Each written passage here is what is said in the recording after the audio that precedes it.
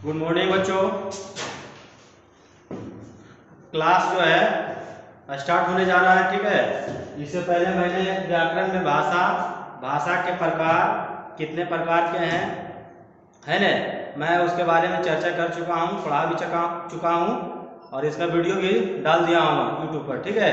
जिन जिन बच्चों को छूट गया है या नहीं देख पाए वो जाके देख लीजिएगा, ठीक है। और मैं व्याकरण स्वर्ण वर्ण के बारे में बता चुके हैं वहाँ तक, और मैं स्टार्ट करता हूँ व्यंजन वर्ण किसे कहते हैं, यहाँ से स्टार्ट करेंगे, ठीक है। आप लोग जल्दी जल्दी लाइक कीजिए, एक लाइक मारिए, यस नो, उसके बाद मैं चालू करता हूँ, ठीक है। चलिए देखिए, व्यंजन वर्ण किसे कहते हैं। तो व्यंजन वर्ण जिन वर्णों का उच्चारण स्वर्ण वर्ण की सहायता से बोला जाता है उसको क्या बोलते हैं, व्यंजन वर्ण। और इसी का पहला पढ़ाए थे स्वर्ण वर्ण किसे कहते हैं। तो स्वर्ण वर्ण किसे कहते हैं, जिन वर्णों का उच्चारण स्वतः किया जाता है, मतलब स्वतः किया जाता है उसको क्या बोलेंगे, स्वर्ण वर्ण, ठीक है। और व्यंजन वर्ण यानी स्वर्ण वर्ण की सहायता से बोला जाएगा उसको क्या बोलेंगे, व्यंजन वर्ण। तो व्यंजन वर्ण का एग्जांपल मैं लिख दिया हूँ, का वर्ण, मतलब का वर्ण का जितना भी लाइन है 5 क ख ग घ च छ ज झ ञ प फ ब भ म तक, वहां तक जो है क्या आता है, व्यंजन वर्ण। तो व्यंजन वर्णों की संख्या कितनी है, व्यंजन वर्णों की संख्या कितनी है, तो इसका होता है 33। इसका कितना होता है, 33। इसको नोट कीजिए, नोट करने के बाद जो है आगे बढ़ेंगे, ठीक है। जल्दी जल्दी नोट कीजिए।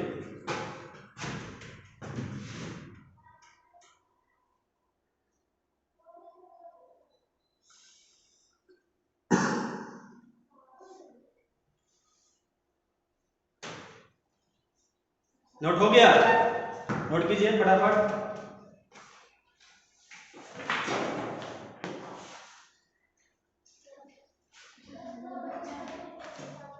चलिए आगे बढ़े,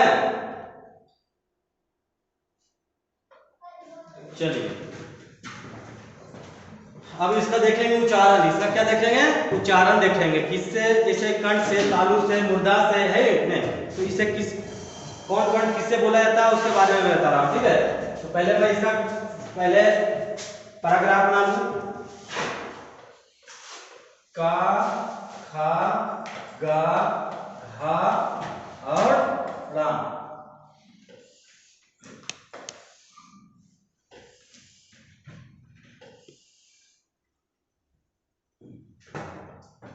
ये इसका यहां दे देते हैं, जैसे ये क ख घोड़ा किससे बोला जाता है, कंठ से बोला जाता है। किससे बोला जाता है, कंठ से बोला जाता है। फिर आप आइए, च, छ, ज और झा और या किससे बोला जाता है, तो इसको लिख लेते हैं तालु, ठीक है।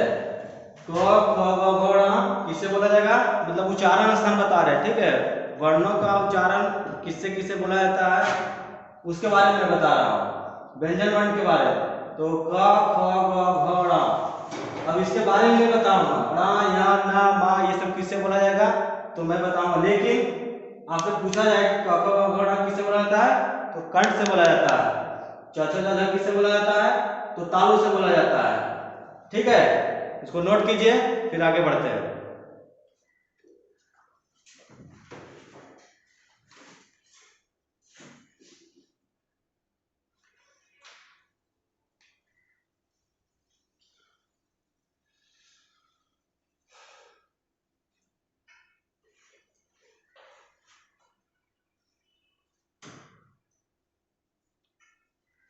चलिए हो गया, आगे बढ़ते हैं। क ख ग घ हो गया, च छ ज झ हो गया, और ये होता है टा, ठा, धा, ट ठ ड, उसके बाद धा, उसके बाद ना, ठीक है। ये किससे बोला जाएगा,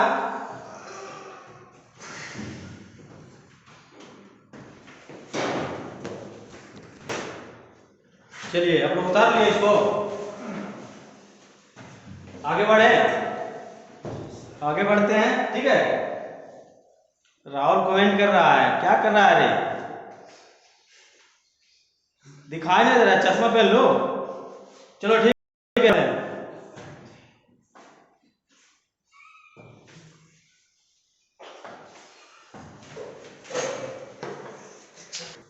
आगे बढ़ते हैं, ठीक है। तो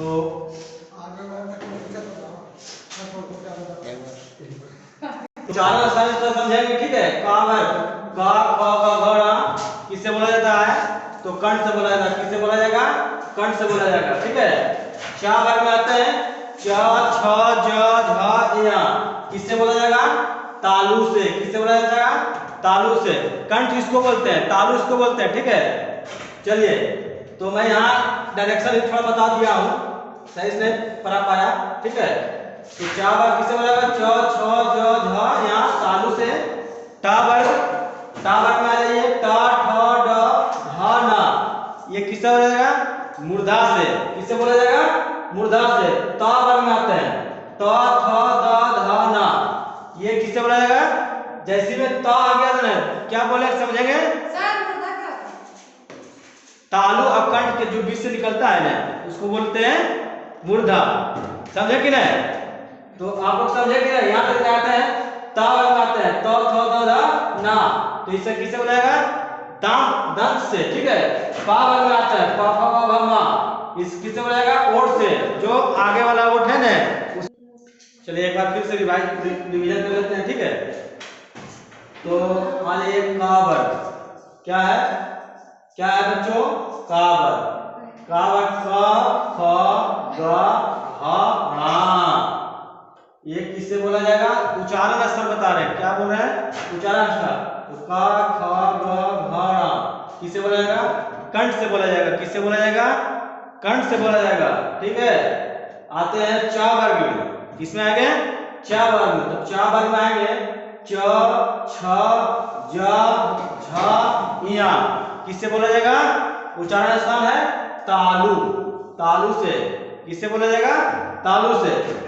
फिर एक बार देखिए, चा वर्ग में आइए च छ ज झ ञ कि कहां से स्थान होगा उच्चारण इसका? तालु से, ठीक है। अब आते हैं ट वर्ग में। किसमें आएंगे?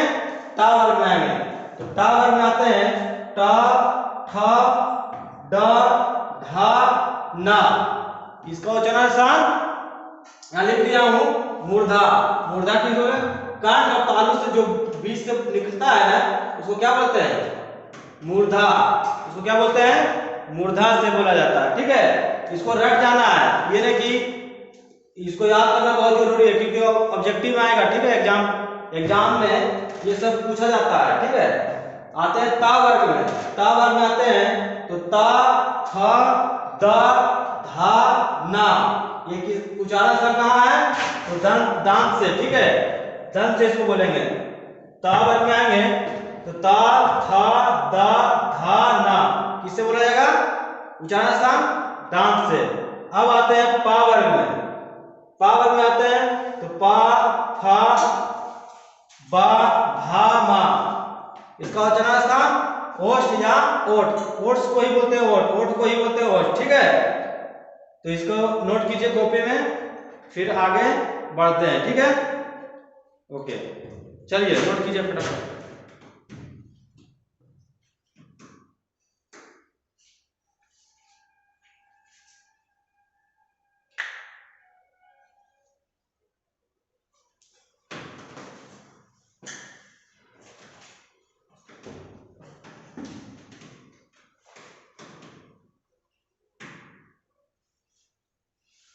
आगे बढ़े, एस लिखो फटाक से। ओके,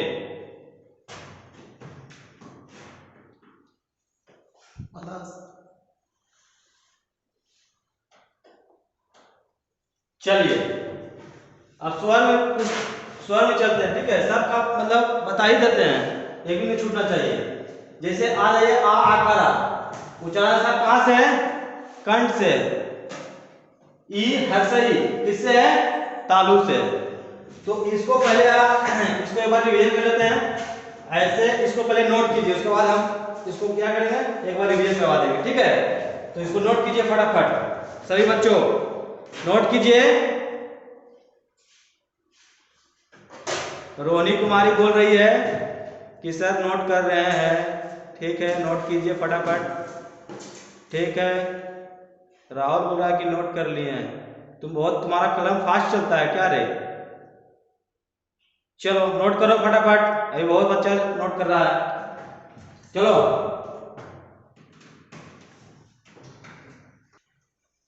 चलो इसको नोट करो फटाफट, नोट कीजिए।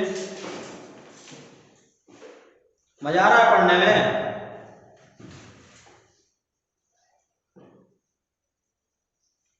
चलिए नोट कीजिए इसको फटाफट।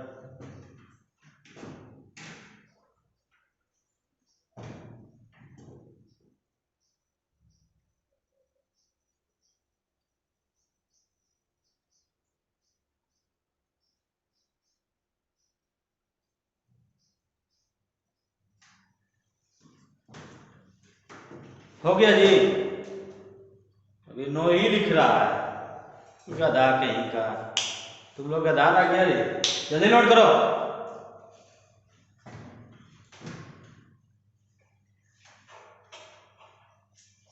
चलो ठीक है, अब आप इसको देखिए, मैं बता दूं। जैसे आकार आप बोल रहे हैं तो किससे निकल रहा? कंठ से।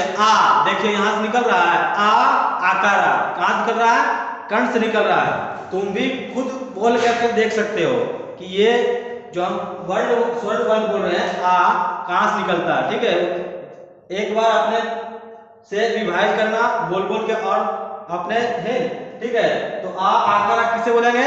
कंठ से बोलेंगे। किससे बोलेंगे? कंठ से। अब आते हैं ई हर्षई। ई हर्षई किसे बोलेगा? तालु। तालु कंठ के ऊपर क्या होता है? ये तालु होता है। ठीक है, तो ई अच्छा आपसे मैं क्वेश्चन कर लूं कि बताइए ये कौन सा स्वर है और ये कौन सा स्वर है? स्वर है। इसका स्वर वर्ण में बताया था ना, उसका भी 3 भेद होता है। तो कौन है? ई और हर्षा ई क्या है? तो ये आपका नहीं लिखाए थे दीर्घ स्वर और आपको पलु स्वर और लिखा है हर स्वर। तो ये हर स्वर में आ जाता है। जिसकी मात्रा, जिसको बोलने में थोड़ा सा कम मात्रा की आवश्यकता होता है उसको क्या बोलेंगे? हर स्वर। ठीक है, और जिसकी थोड़ा उससे भी दुगना समय लगेगा उसको क्या बोलेंगे? दीर्घ स्वर। ये सब पढ़ा चुके हैं। ठीक है, इसको रिवीजन एक बार जरूर कर लेना है। तो आकार किसे बोलेंगे? कंठ से बोलेंगे। ई हर्षई किसे बोलेंगे? तालु से बोलेंगे। ठीक है, तो ऊ हर्षऊ किसे बोलेंगे? ओठ से। चलिए, ये हर्षई और ये क्या है? दीर्घई है ना? हर्षई और दीर्घई है। चलिए आइए, हर्षऊ ये दुर्गऊ। हर्षऊ दुर्गऊ किसे बोलेंगे? ओठ से। किसे बोलेंगे? ओठ से। ओठ ये बोलिए या ओष्ठ बोलिए, एक ही बात है। ठीक है, तो आइए री आते हैं। री में आते हैं, ये किसे बोलेंगे? मूर्धा से। री किसे बोलेंगे? मूर्धा से। किसे बोलेंगे? मूर्धा से। री किसे बोलेंगे? मूर्धा। यानी कंठ और तालु से बीच से जो निकलता है उसको क्या बोलेंगे? मूर्धा। आप आइए आगे, आगे आइए। ए और ऐ, ए है और ऐ है, तो इसको क्या बोलेंगे? कंठ प्लस तालु। कंठ प्लस तालु ऑप्शन में दे देगा कि बताइए ए किससे बोला जाएगा? तो आपका दे देगा कंठ भी रहेगा, कंठ भी रहेगा, तालु भी रहेगा और आपका मूर्धा भी रहेगा। और एक में दे देगा कंठ प्लस तालु। तो ये नहीं सिर्फ कंठ मारना है, कंठ नहीं मारना है, कंठ प्लस तालु मारना है। ठीक है, तो ये इसका आंसर हो जाएगा। ये नहीं कि आप कंठ पढ़ के गए, सर कंठ ही पढ़े थे, तो ऐसा नहीं है। इसको याद करना बढ़िया से। ए और आई किससे बोला जाएगा? कंठ प्लस तालु। ये नहीं कि सिर्फ कंठ से, क्योंकि ए और आई देखो कहां से निकल रहा है? दोनों से निकल रहा है, कंठ प्लस तालु से। इसको कंठ प्लस तालु करेंगे। चलिए आगे चलते हैं। ओकार और औकार है ना, इसको किससे बोलेंगे? कंठ प्लस ओठ से। कंठ प्लस ओठ से, ये यहाँ पे कंफ्यूज होगा। ठीक है, इसलिए इसको रट लेना है बढ़िया से, अपने माइंड में बैठा लेना है ताकि एग्जाम में आपको छूट नहीं। ठीक है, चलिए अब आगे बढ़ते हैं। आगे बढ़े, चलिए ठीक है, सब देख लीजिएगा एक बार रिवीजन कॉपी में लिखने के बाद जो है एक बार जरूर रिवीजन कीजिएगा ताकि एग्जाम में आपको दिक्कत ना हो। ठीक है, चलिए चलिए अब आते हैं व्यंजन वर्ण। क्या है लिखा हुआ? व्यंजन वर्ण के कितने भेद हैं? तो व्यंजन वर्ण के कितने भेद हैं? तो व्यंजन वर्ण के 3 भेद हैं। जैसे में हम लोग पढ़े थे स्वर्ण वर्ण के कितने भेद हैं? 3 को पढ़े थे। इसमें भी क्या पढ़ना है? 3 को पढ़ना है। ठीक है, इसमें भी क्या पढ़ना है? 3 को पढ़ना है। तो पहला लिखेंगे स्पर्श व्यंजन। ये क्या लिखा हुआ है? स्पर्श व्यंजन। स्पर्श व्यंजन। ये दूसरा में लिखा हुआ अंतःस्थ व्यंजन। दूसरा में क्या लिखा हुआ? अंतःस्थ व्यंजन। दूसरा में क्या लिखा हुआ है? अंतःस्थ व्यंजन। तो तीसरा में क्या लिखा हुआ है? ऊष्म। ये क्या होना चाहिए? ऊष्म व्यंजन। ठीक है, ऊष्म व्यंजन ये व्यंजन का प्रकार हो गया। ठीक है, सभी का क्या है? भेद है। जैसे स्वर्ण वर्ण में 3 भेद पढ़ाए थे, व्यंजन वर्ण में 3 भेद है। और इससे आगे हम रिवीजन कर लेते हैं। देखिए जितना हम पढ़ाए ना, एक बार और रिवीजन कर देते हैं ताकि आप लोग को दिक्कत ना हो। ठीक है, तो रिवीजन एक बार शुरू कर देते हैं। एक बार रिवीजन कर देते हैं। ठीक है, रिवीजन आते हैं शुरू से। चलिए रिवीजन एक बार कर देते हैं। आज की क्लास इतनी रहेगा, सिर्फ एक बार रिवीजन करेंगे। ठीक है, चलिए तो व्यंजन वर्ण किसे कहते हैं ये पढ़ाए हैं। तो व्यंजन वर्ण किसे कहते हैं? जिन वर्णों के उच्चारण स्वर्ण वर्ण की सहायता से बोला जाता है उसे क्या बोलते हैं? व्यंजन वर्ण। ठीक है, रिवीजन कर रहे हैं। जिन वर्णों का उच्चारण स्वर्ण वर्ण की सहायता से बोला जाएगा उसको क्या बोलेंगे? व्यंजन वर्ण बोलेंगे। व्यंजन वर्ण में क ख ग घ च छ ज झ प फ ब भ म तक। ठीक है, ये सब क्या है? व्यंजन वर्ण में आता है। और इसका जैसे व्यंजन वर्णों की संख्या कितनी है? कितनी होती है? तो 33। तो बोलिएगा सर 25 को तो लिखा है क ख ग घ च छ ज झ प फ ब भ म तक, लेकिन नहीं, एक लिखा है क्या? स्पर्श व्यंजन की संख्या भी होती है और उस व्यंजन की संख्या भी होती है। तो सभी मिला के होता है। इसके बारे में हम आगे चर्चा करेंगे। जब उसका डिफिनेशन लिखाएंगे तब उसके बारे में हम क्या करेंगे? चर्चा करेंगे। ठीक है, चलिए तो ये व्यंजन वर्ण के बारे में समझ गए। अब अगला चलते हैं।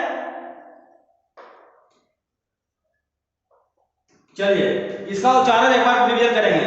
इसको मैं पढ़ा चुका हूं। का बार किससे बोला जाएगा? कंठ से। का से क्या हो जाएगा?